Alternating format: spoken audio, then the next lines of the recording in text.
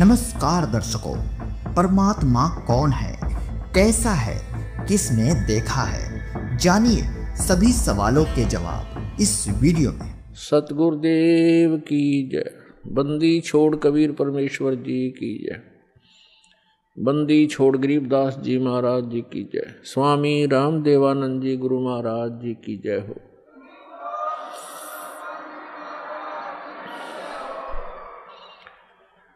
गरीब नमो नमो सतपुरुष को नमस्कार। गुरु की नहीं सुर नर मुनि जन साधुआं संतों सर्वसदी नहीं। सतगुरु साहेब संत सब डंडो तुम प्रणाम। आगे पीछे मत हुए तिनको जा कुर्बान। नराकार निर्विषम काल जाल भयभंजनम निर्लेपम निज निर्गुणम अकलनो बेसुंदनम। सोहम सुरति समाप्तम सकल समाना निरतलय उज्ज्वल हिरंबर हरदम अम्बे परवा अथाह वार पार नहीं मध्यतम। गरीब जो सुमर सिद्ध होई गणनायक गलताना। करो अनुग्रह सोई पारस पद परवाना। आदि गणेश मनाऊं गणनायक देवन देवा। चरण कमल लाऊं आद्यंत करूं सेवा। परम शक्ति संगीतम हृदय सिद्धिदाता सोई। अवगत गुण अतीतम सत्य पुरुष निर्मोही। जगदम्बा जगदीशम मंगल रूप मुरारी। तन मन अर्पों शीसम भक्ति मुक्ति भंडारी। सुर नर मुनि जन ध्यावे ब्रह्मा विष्णु महेशा। शेष शेष मुख गावे पूज्य आदि गणेशा। इंद्र कुबेर सरीखा वरुण धर्म राय ध्यावे। समर्थ जीवन जी का मन इच्छा फल पावे। 33 कोटि आधारा दावे शेष 88। उतरे बहुत जल पारा कट है यम की फांसी। 33 कोटि आधारा दावे शेष 88। उतरे बहुत जल पारा कट है यम की फांसी।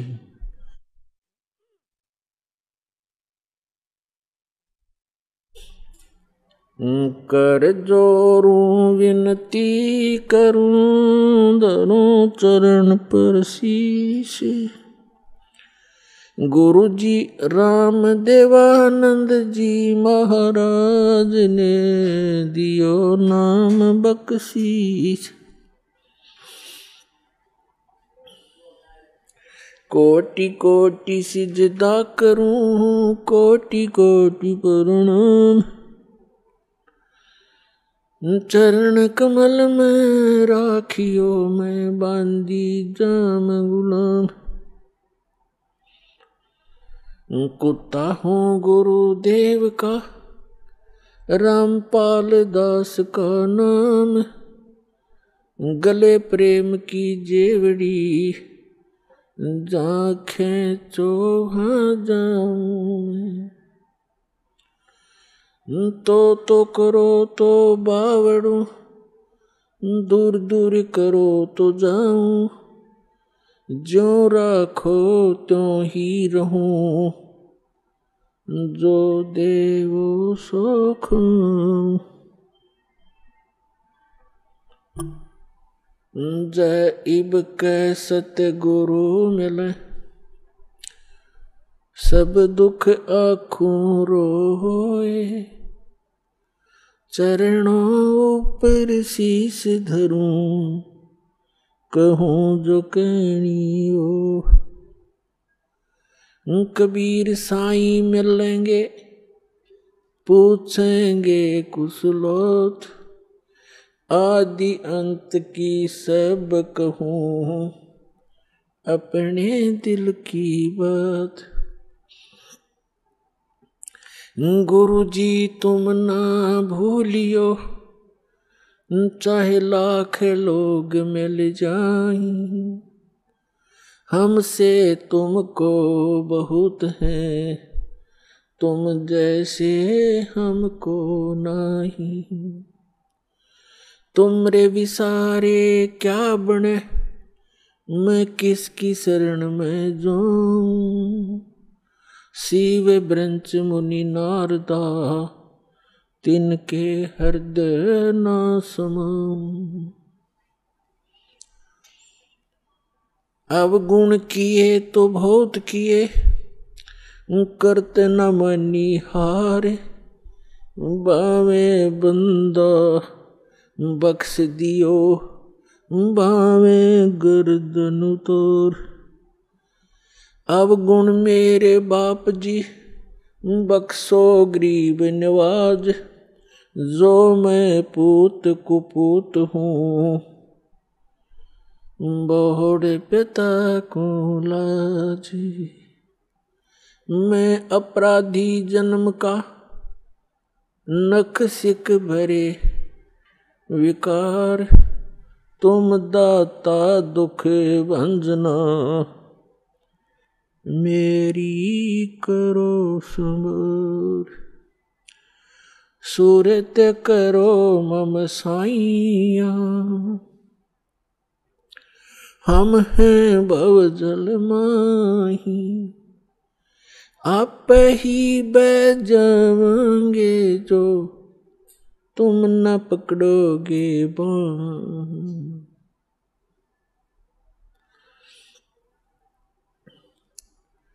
परम पिता परमात्मा पूर्ण ब्रह्म सर्व सृष्टि रचनहार कबीर परमेश्वर जी की असीम रजा से आप सभी पुण्यात्माएं सत्संग सुन रहे हैं।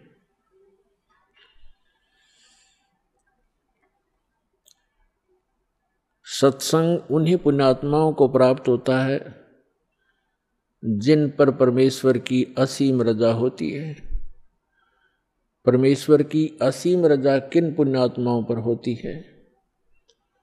जो पूर्व जन्म के भक्ति युक्त होते हैं। क्योंकि मनुष्य जीवन दो प्रकार से प्राप्त होता है।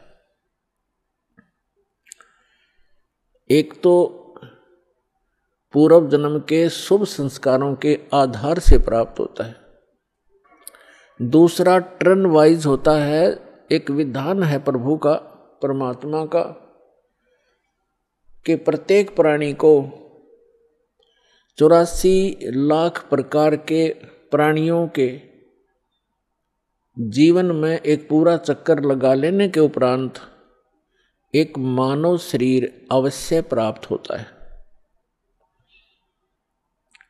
ये परमेश्वर कबीर जी की हम प्राणियों पर एक विशेष रजा है और जिस कारण से विवश होकर के इस काल ने हमें एक मनुष्य जीवन देना ही पड़ता है। और वो मानव शरीर ही हमारे लिए एक गोल्डन चांस होता है, एक स्वर्ण अवसर होता है शुभ कर्म करने का, दान धर्म करने का और मोक्ष प्राप्त करने का। और मानव शरीर प्राप्त करके भी हम मोक्ष प्राप्ति नहीं करते तो भारी भूल है प्राणी की। उसका कारण क्या है? उसका कारण ये है कि जो मानव शरीर प्राप्त प्राणी जो पूर्व जन्म के संस्कार से मानव शरीर प्राप्त किए हुए हैं, वो परमात्मा की भक्ति के लिए अवश्य कहीं ना कहीं जुड़ जाते हैं। चाहे वो अपनी परंपरागत साधनाएं करें या कोई गुरु बना करके उसके बताए अनुसार भक्ति करें, वो भक्ति के बिना, भगवान के बिना वो रह नहीं सकते। चाहे वो दुख में सुमरन कर रहे हों, चाहे वो सुख में कर रहे हों। और दूसरी प्रकार के जो प्राणी होते हैं टर्न वाइज, यानी नंबर 84 लाख योनियों में कष्ट उठा करके वो फिर मानव शरीर जो प्राप्त किए हुए होते हैं वो भक्ति नहीं करते।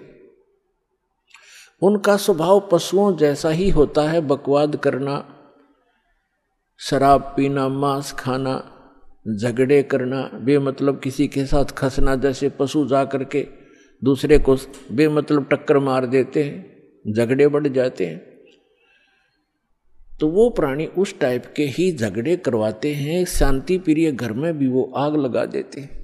तो जो पुण्यात्माएं परमात्मा के लिए लगी हुई हैं और वो साधना गलत कर रहे हैं, श्रीमद् भगवत गीता अध्याय नंबर 16 के श्लोक नंबर 23 और 24 में प्रमाण है कि शास्त्र विधि को त्याग कर जो मनमाना आचरण करते हैं, मनमानी पूजाएं करते हैं, जो शास्त्रों में प्रमाणित नहीं है वो साधनाएं करते हैं, उनको न तो कोई सुख प्राप्त होता है, न कोई सिद्धि प्राप्त होती है और न ही उनकी परम गति होती है, अर्थात व्यर्थ यूजलेस है वो साधनाएं। जो साधक शास्त्र विधि त्याग कर, चाहे वो स्वयं साधना कर रहे हैं या किसी नकली डुप्लीकेट गुरु बनाकर वो उनके बताए अनुसार शास्त्र विरुद्ध साधना कर रहे हैं, तो वो अपना जीवन नाश कर रहे हैं।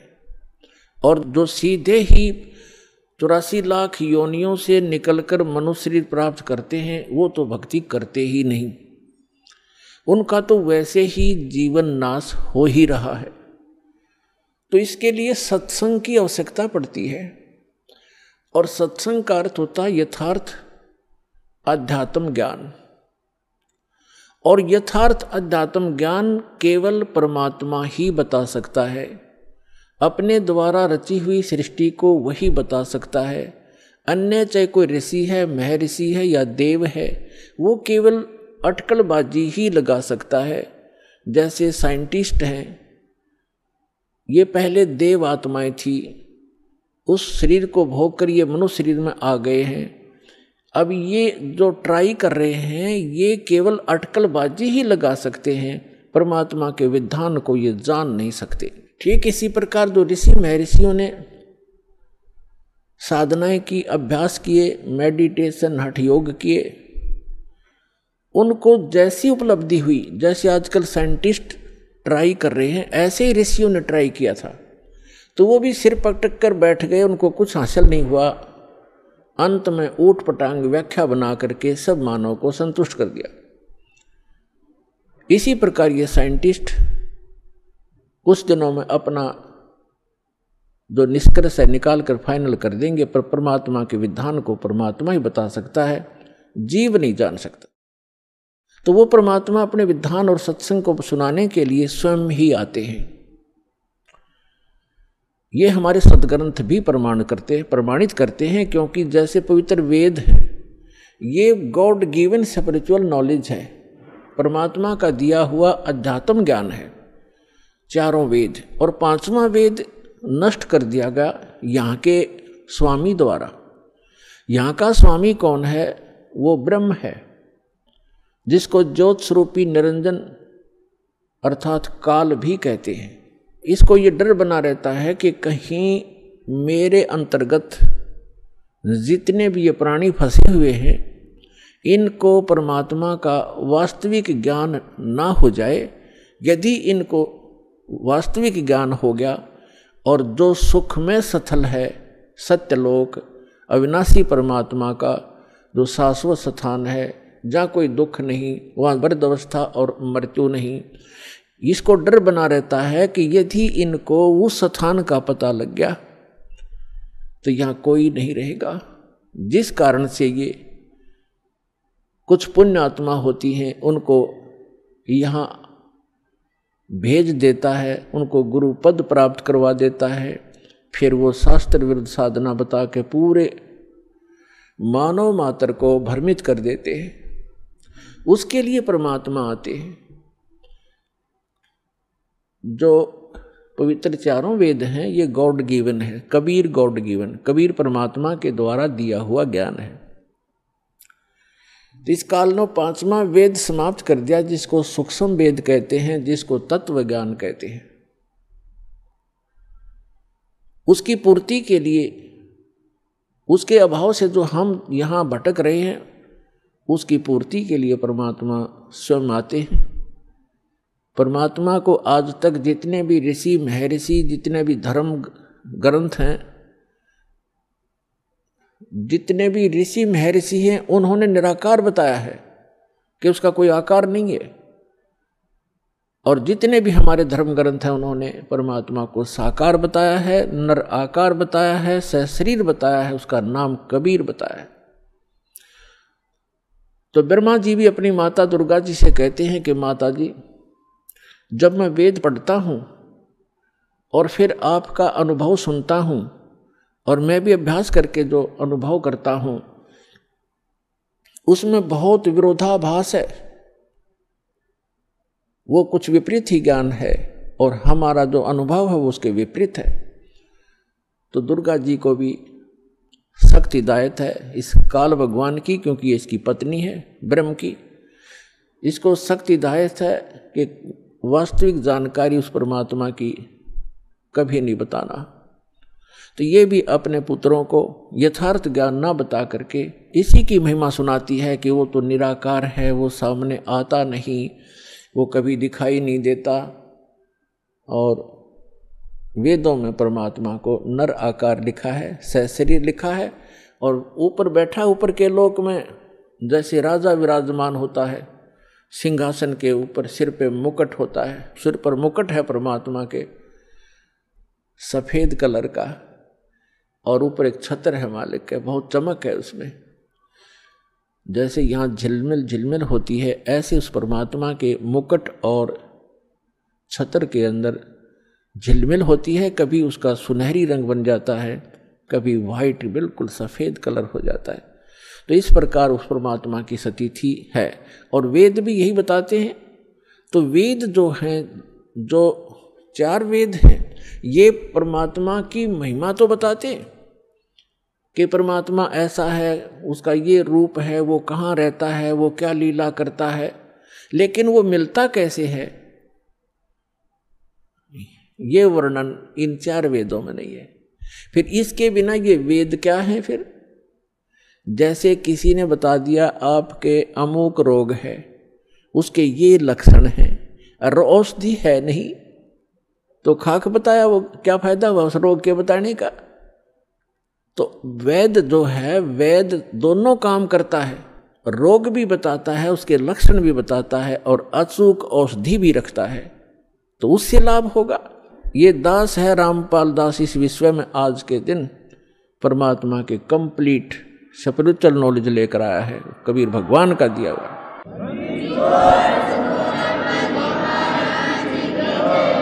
और परमात्मा स्वयं आते हैं, वो ज्ञान देते हैं। जैसे ऋग्वेद मंडल नंबर 9 सूक्त नंबर 86 के 86 के मंत्र 26 और 27 में, ऋग्वेद मंडल नंबर 9 सूक्त 54 के मंत्र 3 में, ऋग्वेद मंडल नंबर 9 सूक्त 82 के 82 के मंत्र नंबर 1, 2, 3 में, ऋग्वेद मंडल नंबर 9 सूक्त 94 के मंत्र 1 में, ऋग्वेद मंडल नंबर 9 सूक्त 95 के मंत्र 2 में, ऋग्वेद मंडल नंबर 9 और सूक्त 20 मंत्र 1 में, ऋग्वेद मंडल नंबर 9 सूक्त 1 मंत्र 8 और 9 में, ऋग्वेद मंडल नंबर 9 सूक्त 96 यानी 96 के मंत्र 16 से लेकर 20 में, और भी अनेक स्थानों पर ये स्पष्ट किया हुआ वेदों में कि वो परमात्मा ऊपर के लोकों में रहता है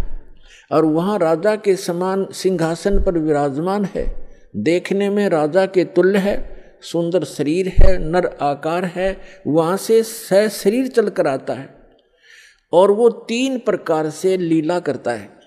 अपने सभी आत्माओं को यथार्थ ज्ञान देने के लिए, हमें यहाँ धारण पोषण करने के लिए, हमारी संभाल करने के लिए वो 3 प्रकार का शरीर अपना बनाता है। एक रूप में परमात्मा स्थायी रहते हैं ऊपर के लोक में, सबसे ऊपर के स्थान पर एक बहुत बड़ा गुम्बद है मंदिर नुमा, और उसके सेंटर में परमात्मा का तख्त है। तख्त मीन सिंहासन। जैसे कहा करते ना दिल्ली के तख्त पर बाबर बैठा इतने सन में, तख्त मीन सिंहासन पर। तो वो बीच में बैठे परमात्मा सिंहासन पर, और सिर पर छत्र है जैसे आप ऊपर देख रहे हैं, और सिर पे मुकुट है परमात्मा के, देखने में राजा के समान है परमात्मा। वहाँ से तो एक प्रकार वहाँ उस शरीर में है और उन परमात्मा का नर आकार है, मनुष्य सदृश है वो। उनके एक रोम में, एक रोम कहते हैं बाल में, एक रोमकूप समझो, एक रोमकूप में करोड़ों सूर्य मिला दे और करोड़ चंद्रमा की रोशनी, दोनों मिला करके मिली जुली रोशनी भी एक रोम के बराबर नहीं है। शोभा है परमात्मा के शरीर की, इतनी शोभा है। और वही परमात्मा अपना अन्य रूप धारण करके दो और स्थिति मेंटेन करता है।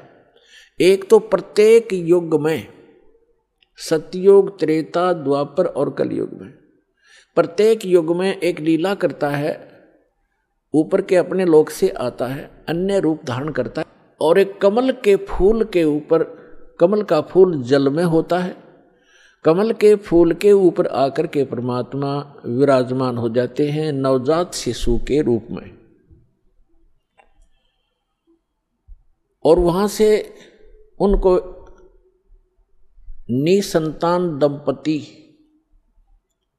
उठा ले जाते हैं और धीरे धीरे परमात्मा एक लीला में शरीर से अपने लीला करते हुए बड़े होते हैं।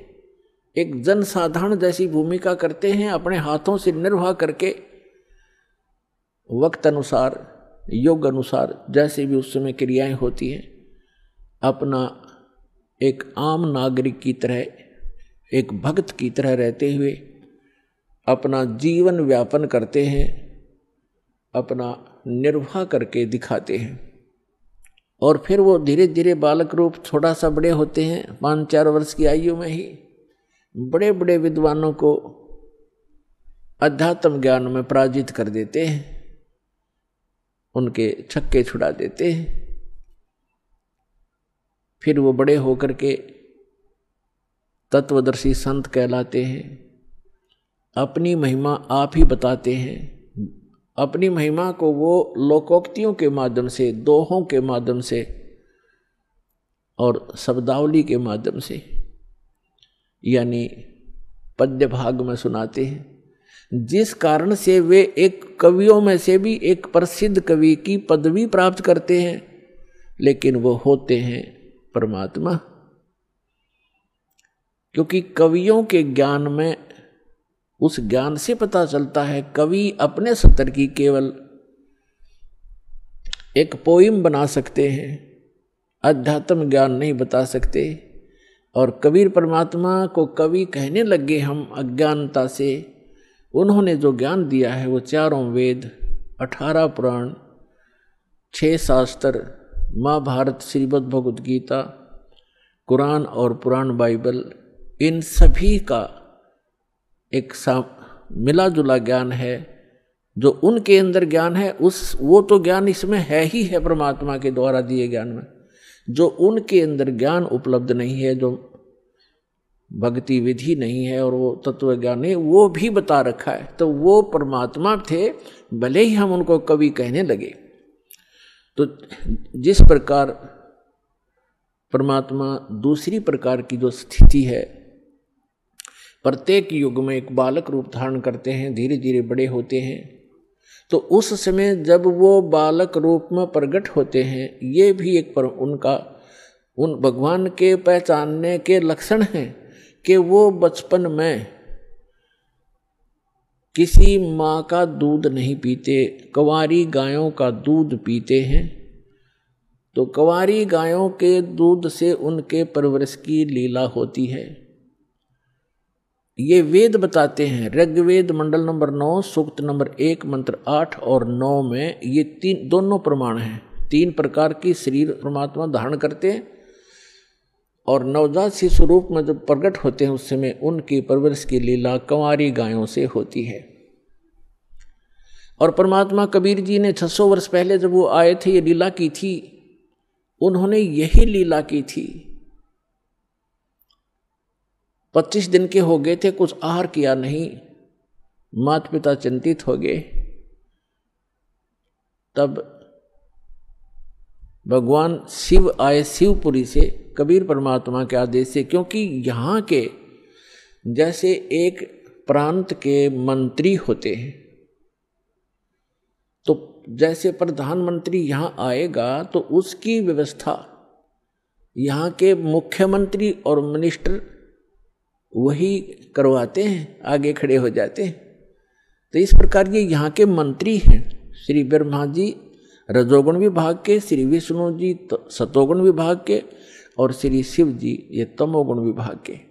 जो नीरू और नीमा नाम के जो दुल्हा थे वो उसी जन्म में ब्राह्मण थे। गौरी शंकर और सरस्वती उनका नाम था। मुसलमानों ने उनको जबरदस्ती बाई फोर्स उनको मुसलमान बना दिया था। हिंदुओं ने उनको अपने जाति से अलग कर दिया था।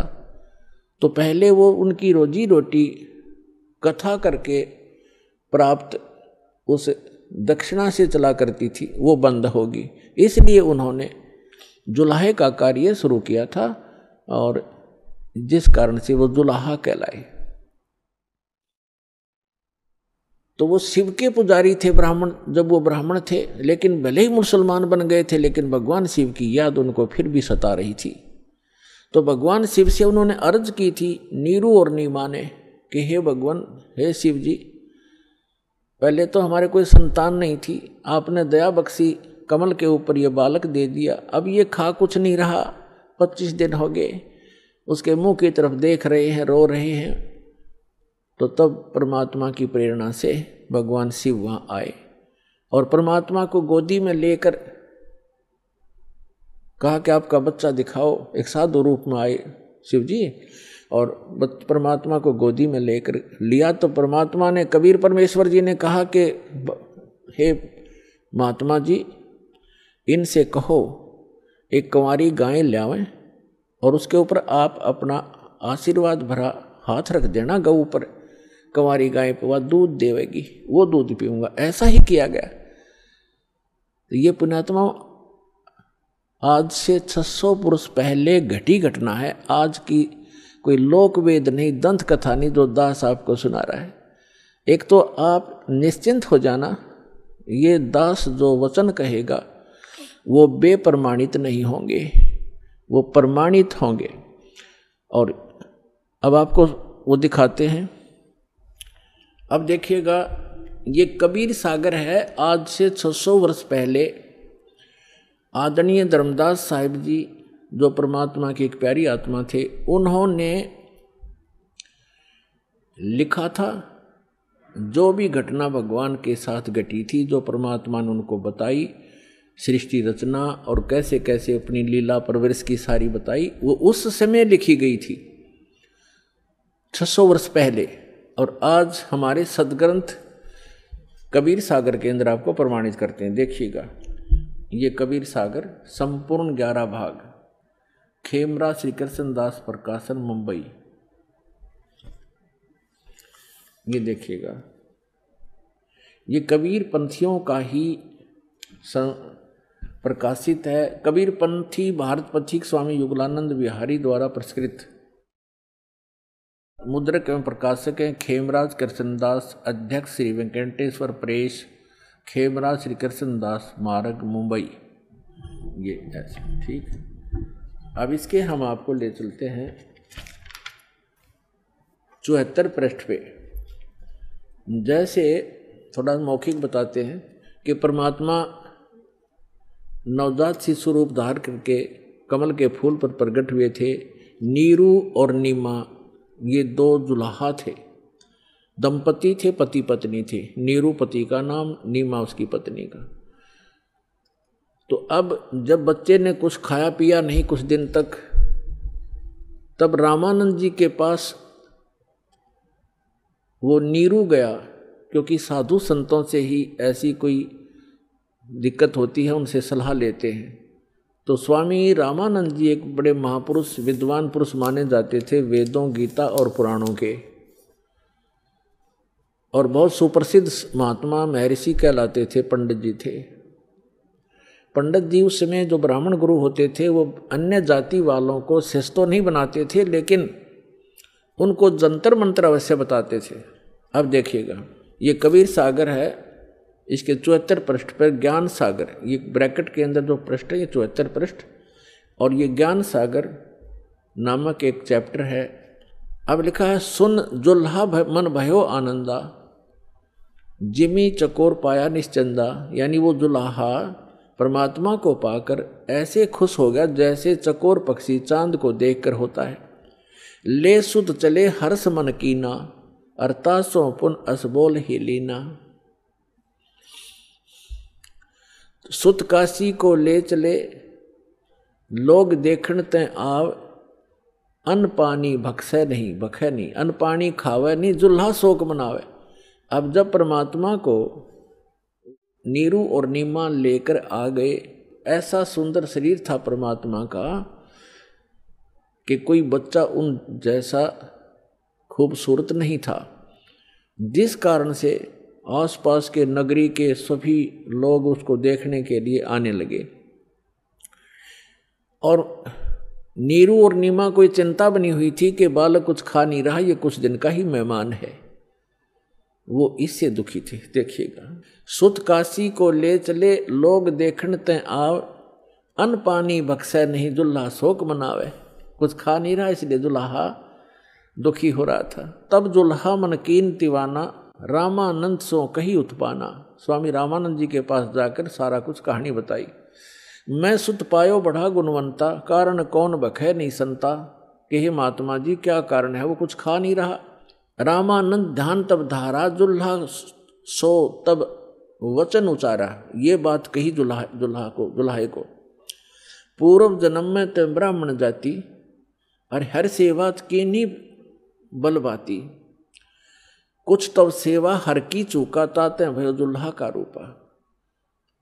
प्रीति प्रभु गह तोर लेनी, ताते उद्धान में सुत तो दीना।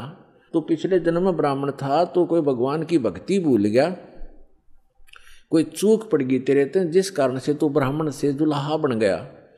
और तेरी उस प्रीति को देखकर भगवान ने आपको जंगल में ये पुत्र दे दिया। प्रीति प्रभु गह तोर लीना, ताते उद्धान में तो सुत तो दीना। अब ये नूरी नहीं है, नीरू है, ये मिसप्रिंट है कई जगह। हे प्रभु जस किन्हो तस पायो।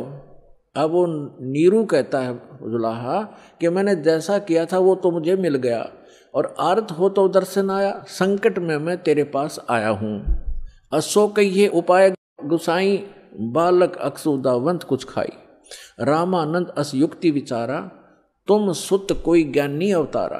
आपका पुत्र कोई विद्वान पुरुष है। बछिया जाही बैल नहीं लागा, सोले ठाड करते ही आगा। कहते एक बछिया ले आओ जिसको बैल ने टच ना किया हो, यानी कंवारी, अनटच्ड कंवारी। बछिया जाही बैल नहीं लागा, सोले ठाड करते ही आगा। उसके सामने खड़ा कर दो, उस बच्चे के सामने कंवारी गाय ला के। दूध चले ते थन ते, दूध ही देव छिपाई, और अक्सुदावंत होवे ताको देखवाई। फिर उसको पिला देना। जुल्हा एक बछिया ले आवा, और चलो दूत कोई मरम न पावा। चलो दूत जुल्हा हरसाना, राख छिपाई काहो नहीं जाना। अब यहाँ दूत शब्द है, ये लेखकों ने क्योंकि कुछ इसमें गड़बड़ कर दिया, जैसे ये कबीर पंथियों ने थोड़ी बहुत इसमें अपनी बुद्धि से दोबारा प्रिंट कराते समय कुछ परिवर्तन करने की चेष्टा की है। अब वो दूत कौन था? गरीबदास साहिब जी, गांव छुड़ाने, जिला जज्जरवाड़े को वही परमेश्वर पुनः आकर के मिले। अब जैसे दास बता रहा है कि 3 प्रकार की स्थिति से वो परमात्मा हमारी सबकी संभाल करता अपने बच्चों की। और वही ऋग्वेद मंडल नंबर 9 सूक्त 1 मंत्र 8 में प्रमाणित है कि वो परमात्मा 3 प्रकार से के शरीर धारण करता है, हम सबका धारण पोषण करने के लिए, हमें संभालने के लिए। तो दूसरी प्रकार की स्थिति दास आपको क्लियर कर रहा है कि एक बालक रूप धारण करके आता है। और तीसरी प्रकार की स्थिति में वो परमात्मा जहाँ चाहे कभी भी किसी साधु महात्मा संत के रूप में प्रकट होकर अपनी प्यारी आत्माओं को, अच्छी आत्माओं को मिलकर उनको तत्व ज्ञान से परिचित कराते हैं।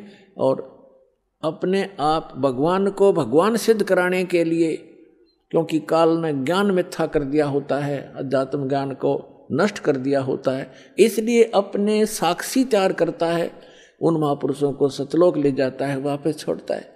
तो वो तीसरी प्रकार की स्थिति में वो परमात्मा आते हैं और उन प्यारी आत्माओं को मिलते हैं। किन किन को मिले इस कलयुग में? दास के जो नॉलेज में हैं, आदरणीय धर्मदास साहिब जी को, आदरणीय मुल्कदास साहिब जी को, आदरणीय दादू साहिब जी को, आदरणीय नानक साहिब जी को, जो सिख धर्म के प्रवर्तक हैं, उनको जो परमात्मा आकर मिले हैं, जो सतपुरुष आकर मिले हैं सतलोक से, जो वहाँ जहाँ वो रहते हैं वहाँ से चल कर आते हैं, सीधे साधु रूप धारण कर लेते हैं, जिंदा महात्मा का रूप बना लेते हैं।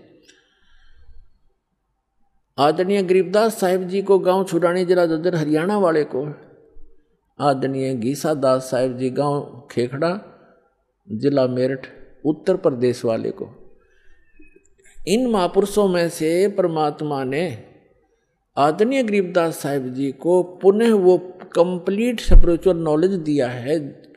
किस लिए? कि काल ने कहा था कि जब तक कलयुग निकट आवेगा आपका समय 5500 वर्ष, तब तक मैं सभी आपके नाम से 12 तो कबीर पंथ चलाऊंगा और अनेक पंथ चलाऊंगा जो आपके ज्ञान को मिथ्या कर देंगे। इसलिए परमात्मा ने आदरणीय गरीबदास साहिब जी को सचखंड ले जाकर अपने से परिचित कराकर और कंप्लीट स्पिरिचुअल नॉलेज, संपूर्ण अध्यात्म ज्ञान उनके अंदर फीड कर दिया। उस पुण्यात्मा ने गरीबदास साहिब जी ने अपने मुख कमल से बोल बोल के वो लिखवाया। उसमें लिखा है कि शिव उतरे शिवपुरी से अवगत बदन विनोद, और मैक के कमल और लिया ईस को गोद, अन ब्यावर को दूहत है, कंवारी को दूहत है, दूध दिया तत्काल, और पीवे कबीर ब्रह्म गति ता शिव भय दयाल। यानी शिव जी आए थे शिवलोक से एक साधु रूप बना के, और तब उन्होंने उस कंवारी गाय की कमर पर हाथ रखा था। परमेश्वर के आदेशानुसार नवजात शिशु रूप में परमात्मा उनके गोदी में थे, और तब वो दूध निकलना शुरू हुआ था कंवारी गाय के उसके थनों से। एक कोरा बर्तन लाया गया था कुम्हार के तय साफ, उसमें वो दूध आया था। वो सतलोक से आता है कंवारी गायों में दूध परमात्मा का, उसके अपने निज लोक से आता है। कहता है इस नकली लोक से क्या खाऊं मैं, ये आप पे भिखारी बने फिरें। तो सतलोक से आता था उस परम पिता का दूध, गौ जो सब पशुओं में पवित्र है, तो वो दूध परमात्मा पिया करते थे। तो वो दूध आया, फिर वो दूध चला गया, यानी वो महात्मा चले गए परमात्मा के, 3 लोक के भगवान और एक साधु संत रूप में आए थे, वो चले गए। तो ये बाकी वर्णन वो है, ये मिसगाइडेड न पता नहीं। तो यहाँ पर इन्होंने रामानंद जी से जोड़ दिया। साधु संतों के पास अवश्य जाते हैं महापुरुष, दुखी व्यक्ति जाते महापुरुषों के पास। उन्होंने जो जंतर मंत्र बताया वो बताया कि तेरा पुत्र जो है ये आम व्यक्ति, आम बच्चा नहीं है, ये कोई महाविद्वान पुरुष है, और जो भी जैसा बाकी वास्तविकता जो दास आपको बता रहा है ये सत्य है। फिर भी हमने इस पॉइंट को समझना है कि जो वेद बताते हैं, जो वेद बताते हैं वो लीला की किसने है? जो वेदों में वर्णित लीला जिसने की ही इज गॉड। जो वेदों में पर लिखे हैं लक्षण भगवान के और जिसने ये लीला की है ही इज गॉड, वो है परमात्मा। तो ये लीला किसने की? अब तो आपको दिखा रहे हैं कबीर सागर से, और फिर आपको दिखाएंगे वेदों से। वेदों में यही लिखा है, तो आसानी से समझ में आ जाएगा, पहचान लेंगे हम अपने परम पिता को जो हमारे लिए भटक रहे हैं, हमें खोज रहे हैं, हमें सद्बुद्धि देना चाहते हैं। हम इस काल के झूठे सुख को सुखी, इसी को सुख मानकर यहीं की व्यवस्था मांगते रहते हैं। ये हो जावे, कार हो जावे, कोठी बन जावे, और सब कुछ हो गया, एकदम मृत्यु होगी फिर गधा बन जावे, या के काम आई आपके कोठियाँ। परमात्मा से मांगो, क्या बताते हैं भगवान? परमात्मा हमें मांगना सिखाते हैं कि मुझसे ये मांगो, साईं इतना दीजिए जिसमें कुटुंब समावे, हम भी भूखे ना रहें, कोई अतिथि ना भूखा जावे। इतना मांगो भगवान से, ज़्यादा मत मांगो। ज़्यादा तो ये आपके दलदल बन जाएगी, आपको ये फंसा कर रख देगा। और आपकी जामे कुटुंब समावे का अर्थ है रिक्वायरमेंट ऑफ द फैमिली। हमारे परिवार को जो आवश्यक वस्तु हो परमात्मा वो उपलब्ध कराना, तो उसमें सारा कुछ आ गया। शेष क्या बचा? मकान भी देगा, आजकल जो कलयुग है इसमें गाड़ी चाहिए, गाड़ी भी देगा भगवान। अब इतना ही मांगो, जामे कुटुंब समावे और हम भी भूखे ना रहें। बस अब जब अकाल गिरा करते थे, कहते हैं दिल्ली के बादशाह अपना राज त्याग कर भिक्षा मांगने के लिए फल पत्ते तोड़ तोड़ कर खाते थे। रोटी मिल जाती है टाइम पर, फिर उसके बाद बकवाद सोचता है ये मन, बड़ी कोठी बनाऊं, बड़ी कार लूं, हैं, और बैंक बैलेंस बना दूं। बैंक बैलेंस बनाना था भक्ति का और धर्म का, वो हम भूल गए। तो उसको बताने के लिए परमात्मा थे। जो प्रकरण चल रहा है हम उस पर चलते। अब इसमें ये सिद्ध हो गया कि कबीर परमात्मा जब बालक रूप में आए, उनके शिशु रूप में प्रगट परमात्मा की परवरिश की लीला कंवारी गायों से हुई। ये तो प्रमाण हुआ कबीर सागर में। ये कोई आज का लिखा हुआ नहीं है। 600 वर्ष पहले जो परमात्मा आए थे उसी समय आदरणीय धर्मदास साहिब जी का लिखा हुआ है और कबीर पंथियों के द्वारा सुरक्षित है। अब हम आपको दिखाते हैं वेद क्या बताते हैं परमात्मा के विषय में, वो कैसी लीला करता है। यदि वेदों का अनुवाद ये दास करता, वही करना था जो इन चंद श्लोकों में उन लोगों ने किया है जो भगवान को निराकार मानते हैं। उनकी फाइनल है ये, उनका किनका? आर्य समाज वालों का, महर्षि दयानंद और उनके चेलों का। ये फाइनल फैसला है कि भगवान निराकार है, उसका कोई शरीर नहीं है, उसका कोई बॉडी नहीं है। और वेद भी उन्हीं के द्वारा अनुवादित हैं। ये चंद श्लोकों में परमात्मा ने उनकी दुर्बुद्धि पर पत्थर डाल दिए और एज इट इज अनुवाद करवा दिया जो वेद का होना चाहिए था। थोड़ा बहुत उन्होंने गड़बड़ी की है, वो आप बुद्धिमान समाज आसानी से समझ सकता है। परमात्मा के द्वारा दिए गए तत्व ज्ञान से उसको आसानी से समझ सकते। तो देख कमाल की बात है, आपके ऊपर रहम है दाता का कि उन्हीं के द्वारा अनुवादित में ये स्पष्ट है कि परमात्मा मनुष्य सदृश है, वहाँ से चल कर आता है और वो एक पुण्य आत्माओं को मिलता है, अच्छी आत्माओं को मिलता है। और किस लिए मिलता है? उनको उपदेश देता है, उनको तत्व ज्ञान सुनाता है। और वो क्या लीला करता है ये देखिएगा। अब ये आर्य प्रतिनिधि सभा यानी महर्षि दयानंद के चेलों द्वारा अनुवादित है, जो भगवान को निराकार मानते हैं। लेकिन वास्तव में वेदों में परमात्मा नर आकार है। नर माने मनुष्य जैसा, सशरीर है। उसका नाम कबीर है और सतलोक से चल कर आता है। वहाँ जहाँ वो रहता है निज स्थान पर, सब भुवनों प्री, सब भुवनों के ऊपर के स्थान पर तिष्ठति, वहाँ बैठा है भगवान, राजा के समान देखने में है। वहाँ से चल कर आता है, 3 प्रकार से लीला करता है।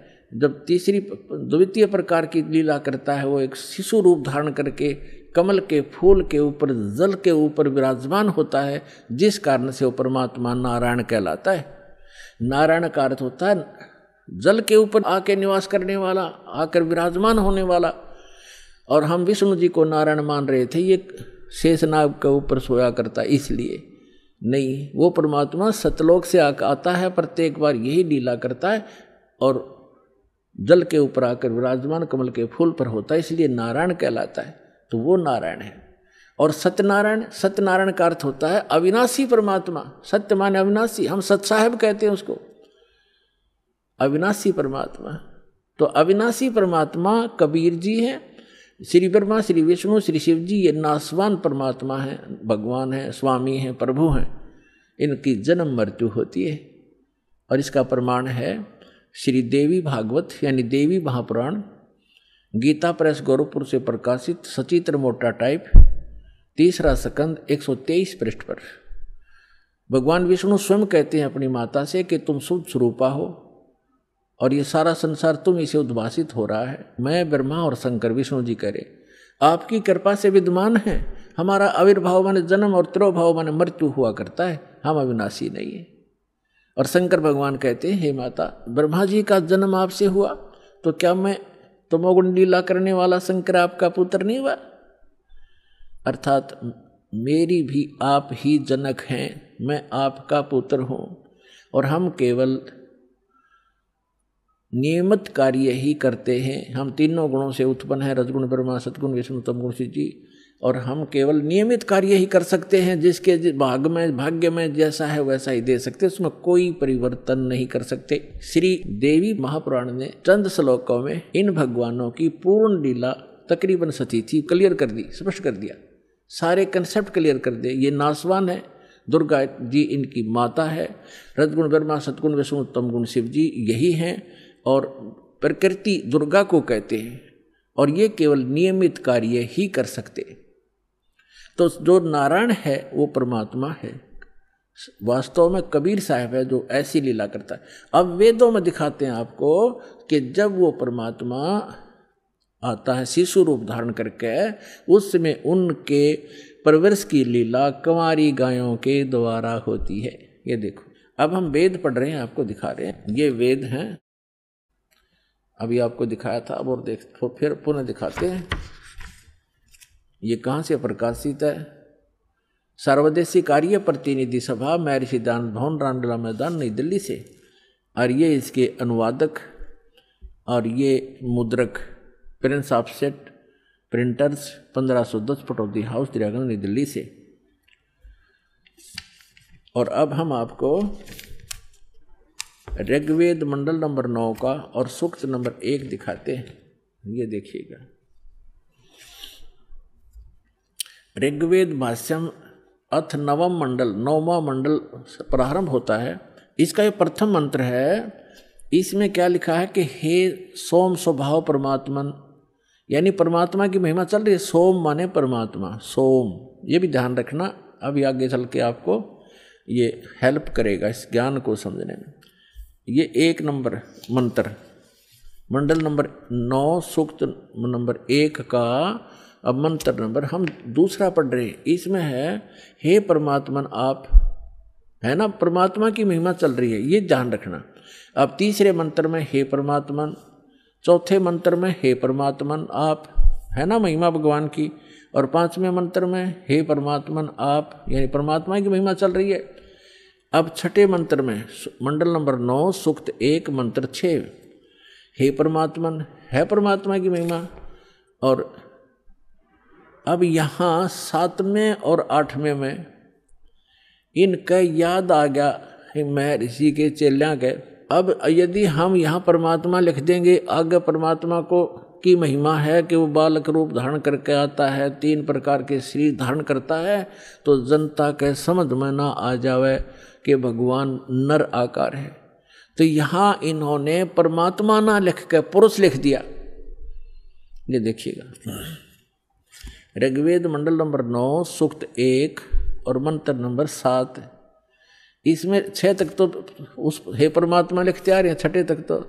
अब 7वें में इनकी बुद्धि फिर थोड़ी सी उकस गई, यहाँ लिख दिया तम उस पुरुष को, उस पुरुष लिख दिया, भगवान नहीं लिखा। अच्छा, यहाँ तीसरा फिर उस पुरुष को। अब ये पुरुष और कंसेप्ट क्लियर करना पड़ेगा, पुरुष माने परमात्मा होता है। अब देखो, महर्षि दयानंद के द्वारा ज्ञान दिया गया है कि परमात्मा निराकार है, और जिसको माना है आर्य समाज के व्यक्तियों ने, और पूरा विश्व ही माने बैठा है कि भगवान निराकार है। अब महर्षि दयानंद को हम छोड़ देंगे, क्योंकि हमने वेदों से प्रमाणित करना है कि वेद क्या कहते हैं। यजुर्वेद उन्हीं के द्वारा अनुवाद है, महर्षि दयानंद के द्वारा। यजुर्वेद अध्याय नंबर 40 के मंत्र नंबर 15 और 17 में ये कंसेप्ट कति क्लियर हो जाएगा। जैसे वेद ज्ञान परमात्मा ने दिया, उस पूर्ण परमात्मा ने इसके अंतःकरण में फीड कर दिया, उस मालिक ने जो इसमें लिखना था वो लिख दिया, ताकि हम आसानी से समझ सकें। जिसने आगे वेदों को फिर बताया है, दिया है, समझाया है, उसमें लिखा है कि वेद ज्ञान दाता ये कहता है, अब वेद ज्ञान दाता, अब ये यहाँ काल माना जाएगा ब्रह्म, क्योंकि इसने आगे प्रदान किए हैं और इसको भगवान उस परम पिता ने दिए हैं, इसलिए ये गॉड गिवन है। और आगे जो इसने दिया है वो इस ब्रह्म के द्वारा दिए गए, इसलिए ये ब्रह्म गिवन भी कहे जाते हैं, गीता और ये दोनों वेद। तो यहाँ 40वें अध्याय के 15वें श्लोक में ये खुद कहता है कि मेरा ते कोम नाम है, और 17वें में भी यही स्पष्ट करता है कि मेरा ते कोम नाम है, और वो परमात्मा गुप्त है, वो पुरुष माने परमात्मा पूर्ण ब्रह्म ऊपर रहता है, वो गुप्त है। ये देखना, यजुर्वेद उठा लिया, ऋग्वेद रख दिया, और महर्षि दानव सरस्वती ये वही है सार्वदेशिक कार्य प्रतिनिधि सभा, महर्षि 2/5 महर्षि दानव भवन, रामलीला मैदान, नई दिल्ली से। यजुर्वेद आर्य भाष्य है, महर्षि दानव सरस्वती, मुद्रक है Prince Offset Printers 1510 Pataudi house Daryaganj नई दिल्ली से। ये यहाँ से छपा है। यजुर्वेद का अंतिम अध्याय है 40वां, इसमें टोटल 40 अध्याय हैं, 40 ओनली, और इसमें 40वें अध्याय में 17 मंत्र हैं, और इसमें पूरे यजुर्वेद का लगभग निष्कर्ष है। अब देखो, ये यजुर्वेद अध्याय नंबर 44 40वां अध्याय है। 40वें अध्याय का ये 15वें मंत्र में वेद ज्ञान दाता कहता है कि वायु अनिलम अमृतम अथिदम भस्मांतम शरीरम ओम करतो समर किलबे समर करतुम समर। ओम नाम का जाप काम करते करते सिमरण करो। कलबे माने कलबलाहट के साथ, कसक के साथ एक स्मरण करो, और कर्तुम माने अपना मूल कर्तव्य जानकर मनुष्य जीवन का ओम नाम का सिमरण करो। ये तो ब्रह्म तक की साधना है। और वायु अनिलम अमृतम अथिदम भस्मांतम शरीरम, यानी जब आपके प्राण समाप्त होंगे उस समय इस ओम नाम के जाप से जितना अमृतम अमृतो यानी आपको जितनी गति होनी है वो मिलेगी। अब इसका प्रमाण आपने श्रीमद् भगवत गीता अध्याय नंबर 8 के श्लोक नंबर 13 में मिलेगा कि गीता ज्ञान दाता भी ये ब्रह्म ही है। श्री कृष्ण जी में प्रवेश करके बोल रहा है, ये कह रहा है कि ओम इति एकाक्षरम ब्रह्म व्यवहारण माम अनुसमरण यह प्रयाति तजन देहम स याति परमाम गतिम। माम ब्रह्म, मुझ ब्रह्म का। अब यहाँ ये भी कंसेप्ट क्लियर करना पड़ेगा। पुण्यात्माओं, आज तक ये लोक वेद दंत कथा सुनते सुनते हम बहरे हो गए और हम ढीठ हो गए, उस ज्ञान को कति कंप्लीट मान बैठे। जो हमने सुना वो फाइनल है, और सभी भ्रमित है, कोई स्थिर नहीं है। किसी को भी कोई कुछ कह देता वो भी हाँ ठीक ऐसा भी है, ऐसा भी है, क्योंकि हम स्वयं अपने सदग्रंथों से परिचित नहीं। और दास का उद्देश्य है कि आपको अपने ही सदग्रंथों से परिचित करा के इनका मास्टर बना दूं, ताकि आप भ्रमित ना हो।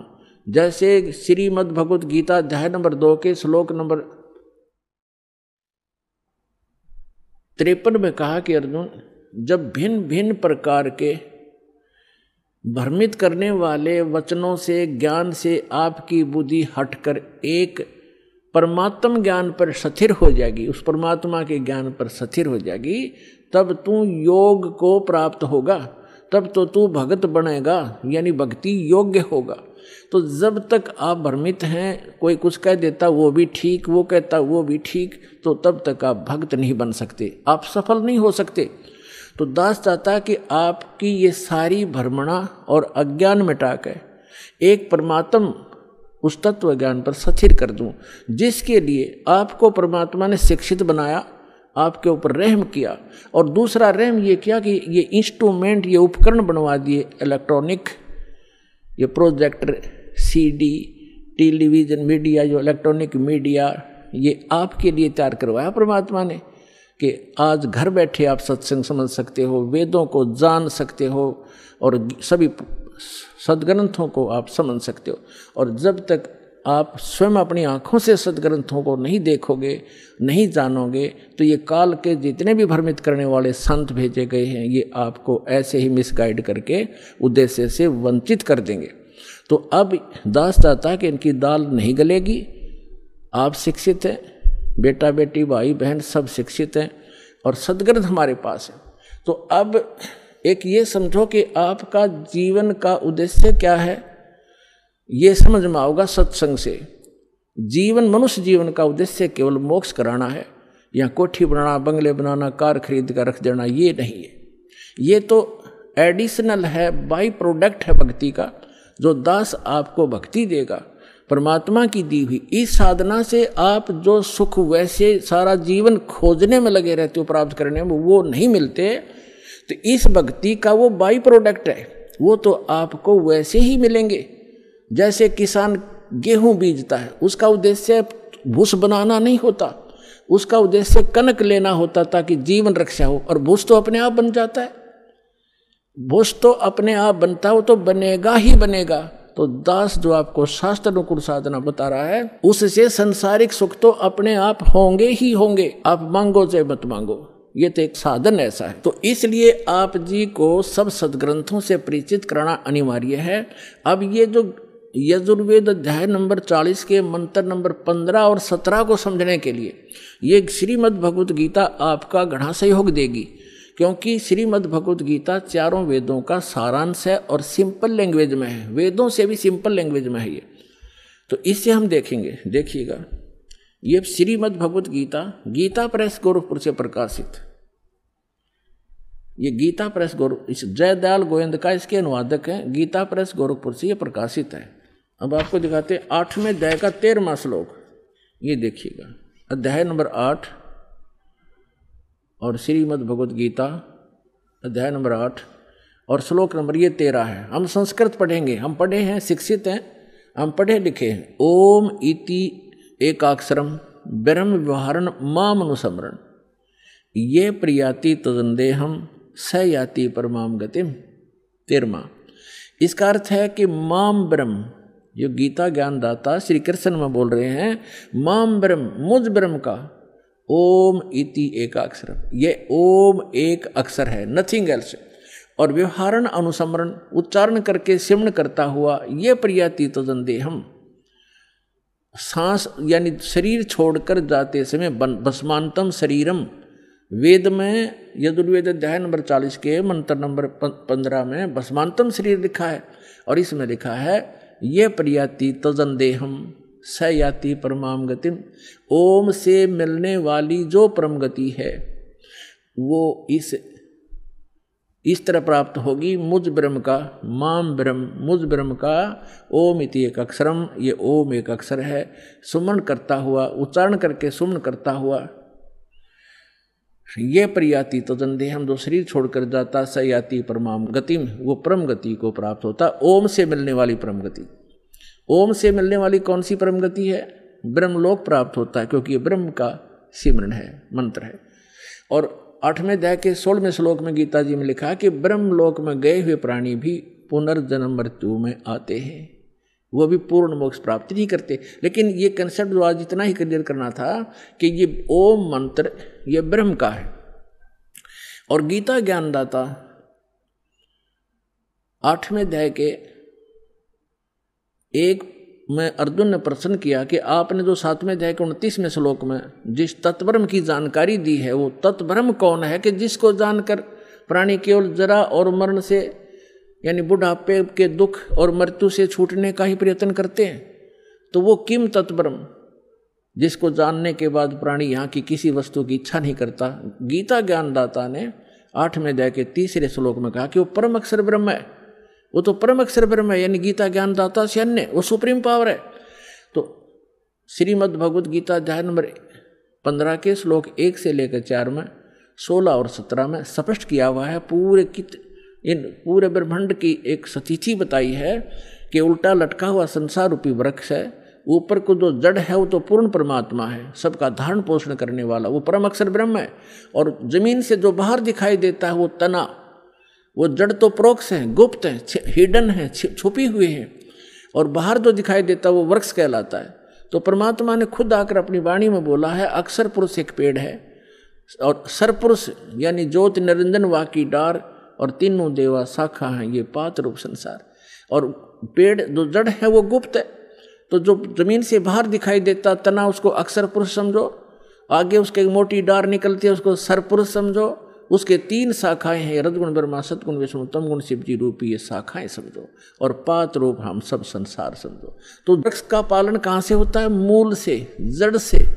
तो श्रीमद् भगवद गीता अध्याय नंबर 1 से लेकर 4 और 16 और 17 मंत्र में ये स्पष्ट किया गया है कि तत्वदर्शी संत की पहचान भी बताई है कि तत्वदर्शी संत वो होगा जो इस उल्टे लटके हुए संसार रूपी वृक्ष के सभी विभागों को भिन्न भिन्न बता देगा। ये पहले तो परमात्मा आए थे, तत्वदर्शी संत की भूमिका भी वही करके जाते हैं, इसलिए वो एक प्रसिद्ध कवि भी कहलाते हैं। लोकोक्तियों के माध्यम से, कविताओं के माध्यम से ज्ञान सुनाते हैं। तो उन्होंने 600 वर्ष पहले बताया था अक्षर पुरुष एक पेड़ है और सरपुरुष वाकी डार और तीनों देवा शाखा हैं ये 5 रूप संसार। अब वो जड़ कौन बताओगा? जड़ तो उन्होंने गुप्त छोड़ दी, इस दास को भेजा कि वो जड़ कौन है? वो कबीर साहब है, वो परम अक्षर ब्रह्म है, वो मूल। तो 15वें अध्याय के गीता जी के 1 से 4 का अर्थ है कि हे गीता ज्ञानदाता कहता है कि अर्जुन, तत्वदर्शी संत की यह पहचान होगी कि उस संसार रूपी वृक्ष के सभी पार्ट्स को, सभी विभागों को, तना, डार, पत्ते, जड़ कौन है, तो जो बताता है सवेदवित वो तत्वदर्शी संत है। उसके पश्चात तत्वदर्शी संत की प्राप्ति के पश्चात परमेश्वर के उस परम पद की खोज करनी चाहिए जहां जाने के बाद साधक लौटकर कभी संसार में नहीं आते। और जिस परमेश्वर ने सारे ब्रह्मांडों की रचना की, और केवल उसकी भक्ति करना, मेरी भी नहीं करना। यदि पूर्ण मोक्ष चाहता है, जहां जाने के बाद फिर लौट कर नहीं आते, वहां जाना चाहता है। और फिर 15वें अध्याय के 16 और 17 में बताया है कि 3 पुरुष हैं, सरपुरुष और अक्षर पुरुष। सरपुरुष तो ये ज्योति निरंजन काल है, अक्षर पुरुष उसका तना समझो जो 7 संग ब्रह्मांड का स्वामी है, और सरपुरुष केवल 21 ब्रह्मांड का स्वामी है। और उसके 3 शाखा हैं जो वृक्ष के, वो रजगुण ब्रह्मा, सतगुण विष्णु, तमगुण शिव जी रूपी समझो। और फिर बताया है 15वें अध्याय के 17वें श्लोक में कि उत्तम पुरुष है तू अन्य परमात्मा इति उदाहरते। उत्तम पुरुष तो कोई और है, जिसको भगवान कहते हैं, परमात्मा कहते हैं, वही तीनों लोकों में प्रवेश करके सबका धारण पोषण करता है। अवय ईश्वर है, वो अविनाशी परमेश्वर है, सबका धारण पोषण वही करता है। जैसे मूल से, जड़ से पूरे पेड़ की, वृक्ष की पोषण होता है, परवरिश होती है। तो यहाँ ये स्पष्ट किया। और कई आपको भ्रमित कर देंगे कि गीता अध्याय नंबर 15 के श्लोक नंबर 18 में गीता ज्ञानदाता कहता है कि मैं लोक वेद में पुरुषोत्तम प्रसिद्ध हूँ। तो पुण्यात्माओं, वहाँ ये क्या कहता है कि मेरे अंतर्गत जितने भी प्राणी हैं 21 ब्रह्मांड में, इनसे मैं श्रेष्ठ हूँ, इनसे मजबूत हूँ, इनसे बलवान हूँ, ताकतवर हूँ, बुद्धिमान हूँ। इसलिए लोक वेद में इस दंत कथा के आधार से मैं पुरुषोत्तम प्रसिद्ध हूँ। आई एम नॉट पुरुषोत्तम, क्योंकि उसने तो 15वें अध्याय के 17वें श्लोक में स्पष्ट कर दिया कि पुरुषोत्तम तो कोई और है, उत्तम पुरुष है तू अन्य परमात्मा इति उदाहरते। तो कहने का भाव ये है पुण्यात्माओं, एक तो 2 परमात्मा से दोगे। गीता अध्याय नंबर 18 के श्लोक नंबर 62 में और 66 में गीता ज्ञानदाता स्वयं कहता कि अर्जुन, तू सर्वभाव से उस परमेश्वर की शरण में जा, उस परमेश्वर की कृपा से ही तू परम शांति को और सनातन परम धाम को प्राप्त होगा। यानी परम शांति चाहिए और शाश्वत स्थान जहाँ जाने के बाद फिर लौटकर कभी संसार में नहीं आते, वो चाहिए। तो उस परमेश्वर की शरण में जा, यानी गीता ज्ञानदाता से अन्य है। और फिर उसके विषय में बताया कि 4 अध्याय के 32 और 34 मंत्र में स्पष्ट किया है कि वो परमात्मा अपने मुख कमल से आके एक ज्ञान देता है, वो तत्व ज्ञान है। उसके मुख कमल से बोलेगी वाणी में, सच्चिदानंद घन ब्रह्म की वाणी में वो यज्ञों की जानकारी यानी धार्मिक अनुष्ठानों की जानकारी विस्तार से कही गई है। वो तत्व ज्ञान है। उस तत्व ज्ञान को तो तत्वदर्शी संतों से पूछ, मैं नहीं जानता।